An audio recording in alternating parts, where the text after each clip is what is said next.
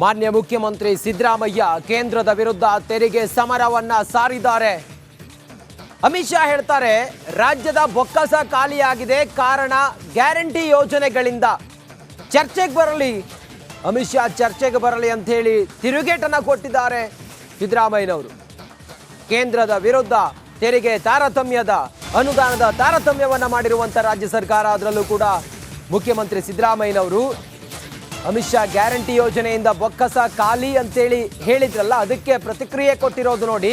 ಖಚಿತ ಅಭಿಪ್ರಾಯ ಆಗಿದ್ರೆ ನನ್ನ ಜೊತೆಗೆ ಚರ್ಚೆಗೆ ಬರಲಿ. ಅಮಿತ್ ಶಾಗೆ ಸಿಎಂ ಸಿದ್ದರಾಮಯ್ಯನವರು ಹೀಗಂತ ಸವಾಲ್ ಹಾಕಿದ್ದಾರೆ. ಗ್ಯಾರಂಟಿಯಿಂದ ನಮ್ಮ ಖಜಾನೆ ಬರಿದಾಗಿಲ್ಲ, ನಮ್ಮ ಖಜಾನೆಯಲ್ಲಿ ದುಡ್ಡಿದೆ. ತೆರಿಗೆ ಅನುದಾನ ವಿತರಣೆಯಲ್ಲಿ ಕೇಂದ್ರದಿಂದ ನಮ್ಮ ರಾಜ್ಯಕ್ಕೆ ಅನ್ಯಾಯ ಆಗಿದೆ. ಇದು ಅಮಿತ್ ಶಾ ಅವರಿಗೆ ನನ್ನ ಸವಾಲು ಕೂಡ ಹೌದು ಅಂತೇಳಿ ಹೇಳಿದ್ದಾರೆ ಮುಖ್ಯಮಂತ್ರಿ ಸಿದ್ದರಾಮಯ್ಯ.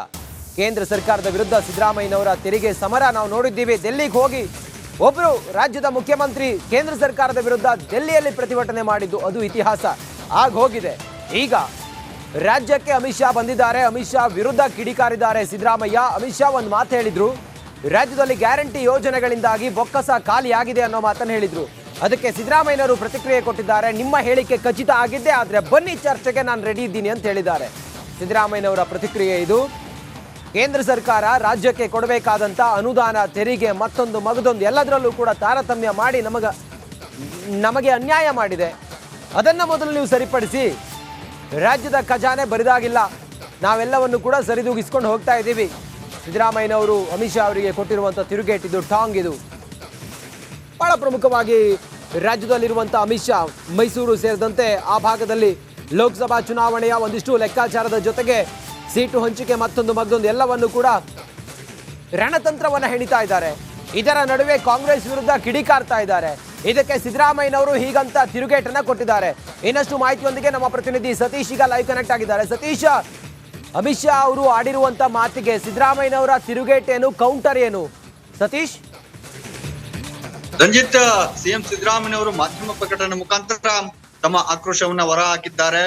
ಕೇಂದ್ರದಿಂದ ರಾಜ್ಯಕ್ಕೆ ನಿರಂತರವಾಗಿ ಅನ್ಯಾಯ ಆಗ್ತಾ ಇದೆ, ಆ ಅನ್ಯಾಯ ಸರಿಪಡಿಸಬೇಕು ಅಂತ ಮನವಿ ಮಾಡ್ಕೊಂಡ್ರೆ ಅವರು ನಮ್ಮ ಮೇಲೆ ಆರೋಪ ಮಾಡ್ತಾ ಇದ್ದಾರೆ ಅನ್ನೋ ಒಂದು ಮಾತನ್ನ ಹೇಳಿದ್ದಾರೆ. ಜೊತೆಗೆ ಕೇಂದ್ರದಿಂದ ಯಾವೆಲ್ಲ ರೀತಿಯ ಅನ್ಯಾಯ ಆಗಿದೆ ಅದರ ಬಹಿರಂಗ ಚರ್ಚೆಗೆ ನಾನು ಸಿದ್ಧ ಇದ್ದೇನೆ.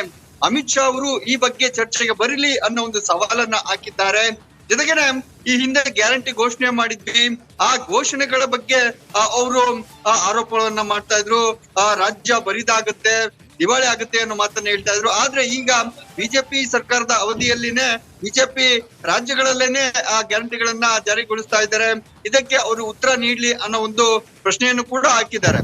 ಜೊತೆಗೆ ಕಳೆದ ಬಾರಿಯ ಗ್ಯಾರಂಟಿಯಲ್ಲಿ ಅನ್ನಭಾಗ್ಯ ಘೋಷಣೆ ಮಾಡಿದ್ರು, ಅದಕ್ಕೆ ಅಕ್ಕಿ ಕೊಡ್ಲಿಕ್ಕೆ ಮನವಿ ಮಾಡಿದ್ರು, ಕೊಡ್ಲಿಲ್ಲ. ಈಗ ಭಾರತ್ ಬ್ರಾಂಡ್ ಹೆಸರಿನಲ್ಲಿ ಅಕ್ಕಿಯನ್ನ ವಿತರಣೆ ಮಾಡ್ತಾ ಇದ್ರೆ ಇದು ಕೇಂದ್ರ ಸರ್ಕಾರಕ್ಕೆ ರಾಜ್ಯದ ಮೇಲಿರುವಂತ ತಾರತಮ್ಯ ತೋರಿಸುತ್ತೆ ಅನ್ನೋ ಸಿದ್ದರಾಮಯ್ಯನವರು ತಮ್ಮ ಪತ್ರಿಕಾಳಿಕೆ ಮುಖಾಂತರ ತಮ್ಮ ಆರೋಪವನ್ನ ಹೊರ ಹಾಕಿದ್ದಾರೆ. ರಂಜಿತ್, ಅದ್ರ ಜೊತೆಗೇನೆ ಬರ ಪರಿಹಾರಕ್ಕೂ ಕೂಡ ಸಾಕಷ್ಟು ಅನುದಾನ ಕೊಡಬೇಕಾಗಿತ್ತು, ಅದನ್ನು ಕೊಡ್ತಾ ಇಲ್ಲ.